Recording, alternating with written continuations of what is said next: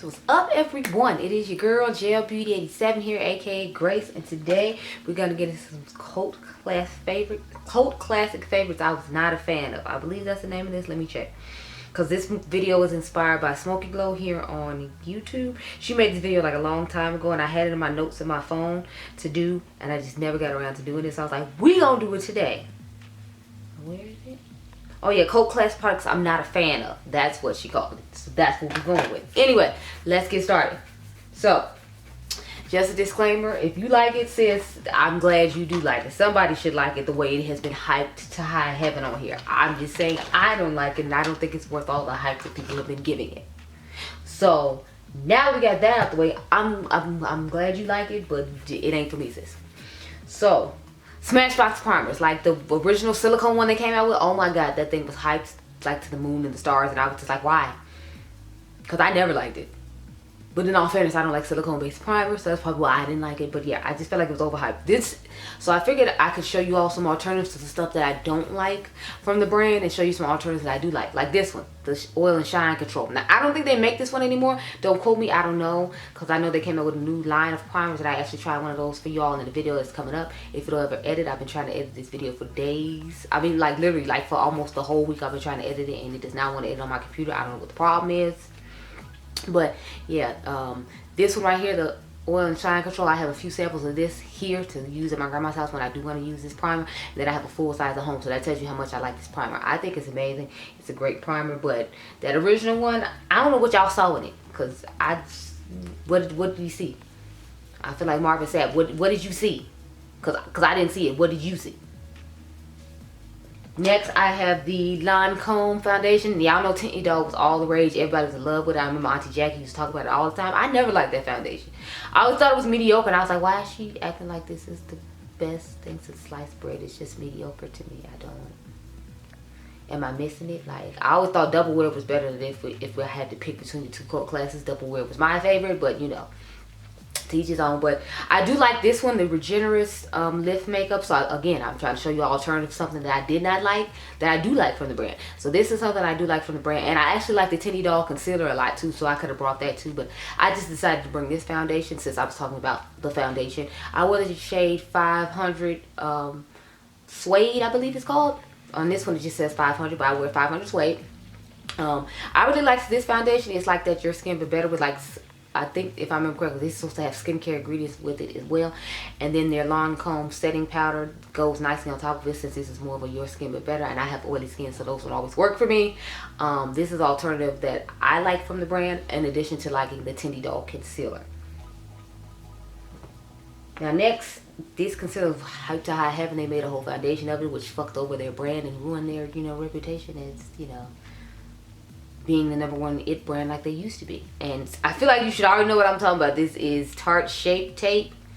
Now I don't have any alternatives for this, just because, you know, that would mean I buy things from Tarte, and I don't. But yeah, this, I know Mel Thompson, the late great Mel Thompson really liked the Shape Tape foundation they came out with, the second one, not the very first one they came out with that didn't include everyone, which is what just dove them to the very depths of wherever they are now. I feel like they're in purgatory, or like, you know, wherever they are, I don't know. But yeah, this concealer, I liked it okay, but I was never like on the, it was a huge thing and everyone should have it, it was the best thing since sliced bread. I was never on that train with it. I thought it was nice, but I didn't think it was like worth all the hype it was getting. I'm glad the hype on it has calmed down, because I never felt like it was deserved to begin with, but you know, to each his own. Yeah, Tarte Shape Tape, yeah. Next, I have a setting powder. So, the Laura Mercier Translucent Medium Deep. When that's how late I got to the Laura Mercier powder. They had came out with a deeper shade for some of my skin tone. I've never been a fan of this powder. Like, it's not like it's bad. It does, as Too Much Mouse will say, it does what it needs to do. It's just more of, I don't care. Like, it's not a powder that I'm desperate to reach for, that I always want to use, that I think is wonderful. However, the honey one is the one I would reach for. If I had to reach for a Laura Mercier powder, I want to reach for translucent honey. It looks amazing underneath the eyes. It does a beautiful job. It's just all over the face. To me, this isn't impressive for all the hype that it gets. So that's why I'm saying I'm not necessarily a fan of it, because I don't think it's all that. Now underneath the eyes, the honey one, that is all that. This one is just, man, like, okay, it's a powder, it sets my face like it's supposed to, moving on in life. But I don't see anything that makes this exceptional and wonderful to the way that it's been hyped up for all of these years. It's just okay. Like,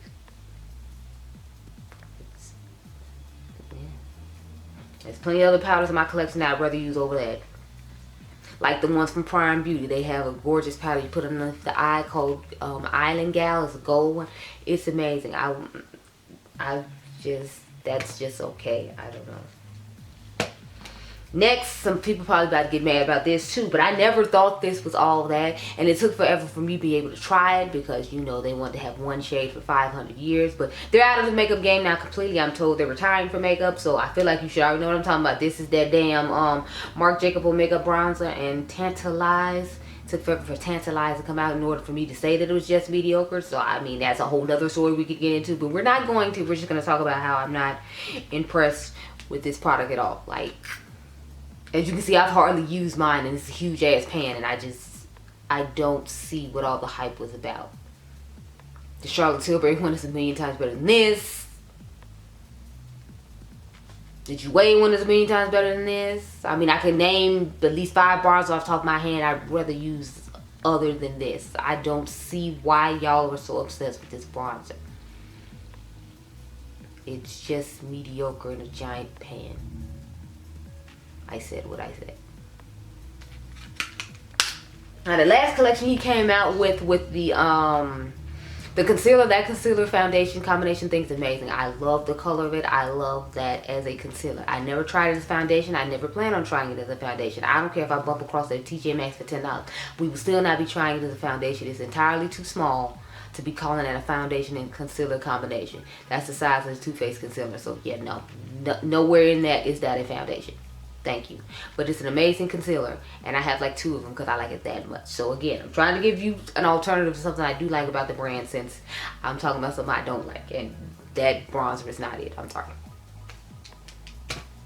Okay, so next I have something from ABH. I've got a couple of things from ABH, so maybe I should hold off on ABH and do them last. So next we're gonna get into some eye products, because y'all know I'm an eyeshadow palette lover. And I have plenty of them if you've been watching my collection videos that one of you all asked me to do. So that's why I started doing the eyeshadow palette collection video, because I got so much eyeshadow. So I was like, do I really want to be bothered? But since you asked for it, I went ahead and did it. I just have to go home tonight and film part 3, which would be the second drawer above the one you saw yesterday, which was Friday. Anyway, Tom Ford quads. I'm sorry. They are so overrated. Why y'all giving this man $88 for these 4 little shit? Why? This is the, what is this, Sahara Haze. I bought this one because I saw Jackie and Ina with it. I've never actually used it. I just got it off somebody on Poshmark because I figured it's awfully old to be trying to use it now. But I just thought the color story looked cool. When I saw her, but I was like, ooh, it's fancy, it's luxurious, it's expensive. And this is a luxury makeup channel, if you all aren't aware. I know I review a whole bunch of stuff, not just luxury, but I really think these are just overrated and not worth the price. There are some color stores I like, and if you can get them at the what is the place, the Company Cosmetics store at a reasonable price, then I'd say go ahead and get them. But just as a general rule, I feel like they're overrated. I'm more into complexion when it comes to Tom Ford, even though that's expensive as hell too. Like, oh my god, his illuminating concealer is amazing. That stuff is amazing. His foundations are really nice too. So I'm more of a complexion girl when it comes to Tom Ford. I don't want nothing to do with these little quads. I'm sorry. They're not worth the $84, $88, however many dollars it is, close to $100 for these 4 little eyeshadows. I'm sorry. It's just not worth it. I have not tried one that I thought was worth that price yet. And I love purples, and I have the 2 purple ones that he has, and they're just not worth it to me. I'm sorry. I'll just buy a sparkly indie shadow and go in my life. They are not worth it. Don't. No. More eyeshadows that aren't worth it. Next, we have the Too Faced eyeshadows. I'm sorry. I just feel like they give you the same color story 50 times over. And everybody's so in love with all the chocolate bars. Now, the one chocolate bar I will say is the best chocolate bar they have is the chocolate gold. Now, that one, I will give Too Faced their credit. That one is worth it. All the other ones, and the pumpkin spice one that Karen recommended that I try, that one was worth it too. But otherwise, I don't think their eyeshadows are worth the price that they charge. Like, I got this one for 50% off, and that's the only reason I own it. And I only bought it because, of course, it had like pinks and purple vibes to it. But like, I try to keep at least one Too Faced palette in my collection just so I can have, you know, like something to reference the brand by. So this is the one I got because it was 50% off, and I knew it was going to go 50% off eventually because them and another brand we're about to talk about always go 50% off, because it's like, if nobody's checking for you, you do the same color stories 50 times over, and all these indie brands are giving fun color stories, and then all these other brands are giving unique twists on the neutral palettes that you're doing. It's like, honey, you're gonna have to come with something different, or you always gonna be going 50% off 20 minutes after this launches. Like, I'm gonna need you to do better. So I feel like they're overrated and overpriced. But like I said, chocolate bar and pumpkin spice are worth it. If you ran up on pumpkin spice at the company cosmetics store, good for you. And chocolate gold is just a classic I feel like you should have, because I feel like it's a million times better than the original. I will say though, I don't like the fact that they got the huge pan of white and then like the huge pan of a shimmer shade that nobody's gonna use. That was stupid. What were you thinking? Don't do that. Stop doing that. But otherwise, that palette is like the best. That and pumpkin spice are the two that I would recommend. But you can't get pumpkin spice anymore unless you're going to go on somebody's Poshmark or Mercari and find it there. Next, we have Urban Decay. I'm sorry, I don't know what y'all saw in them naked palettes. I don't know. Just stop with the naked palettes. Just stop. Y'all should have kept with the Born to Run series. Like, why do we keep trying to drive the naked into the ground? The only naked palette I liked is the Naked Smoky. That was that are out of the original ones that they talked about. I really like that one, but of course they don't make that one anymore, and I think they're phasing out all the other ones to come up with all these new random ones that they're coming out with that nobody's feeling. I just need them to go ahead and just stop. Just stop. You should have kept to the Born to Run. You chose not to stick to the Born to Run, so I don't know what to say. This is what it looks like on the inside, and this one is pretty neutral and boring as well. Their shimmers are always lackluster in my personal opinion. Their mattes are the best thing they have going for them, but still, it's like there's so many brands out here that have good mattes and shimmers and way better color stories than you do. So it's like, I don't know why y'all rolled the naked train so long. I think I've owned maybe like 2 naked palettes. I have the honey one just so I can reference Urban Decay for naked, and I had the smoking one, but I got rid of that one because, you know, I got way better smoky palettes in my collection. I mean, Pat McGrath's Mothership one is like the best smoky palette for someone like me, because you got those smoky grungy shades, you got your black, and then I got my sexy blue and my other special shades. So I mean, what is the purpose? No. Okay, so next I have ABH. Now I mean Modern Renaissance. I'm sorry, y'all hyped the hell out of that, and I don't know why. But in all fairness, I was never a warm tone girl, so that might be why I feel this way. Because I know their formula is good. I'm just saying, like, I'm not a fan of Modern Renaissance.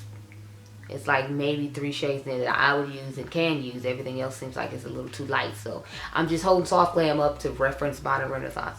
Soft Glam is okay. I mean, I think I end up getting this for like 50% off or something. And a lot of the shades that's in Modern Renaissance are in this palette, so I guess we can, that's another reason I picked this one up in particular to use, because I have the Norvina one down there too and something else. But I'm just showing this one because I'm like, you know, I don't know, I just felt like it was overhyped, because it's like y'all do the same 12 neutral stories over again and I'm supposed to be excited.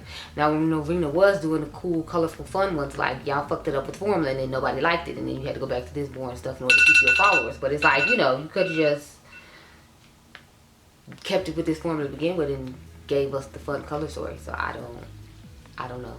But Prism and Subculture are my favorite ABH palettes, but of course we know I like more colorful stuff. As I sit up here looking like I put this palette on my eyes, but that's because I had to try the Winnie the Pooh palette out today and it doesn't have much depth to it, so I had to do something like this. I didn't have a choice.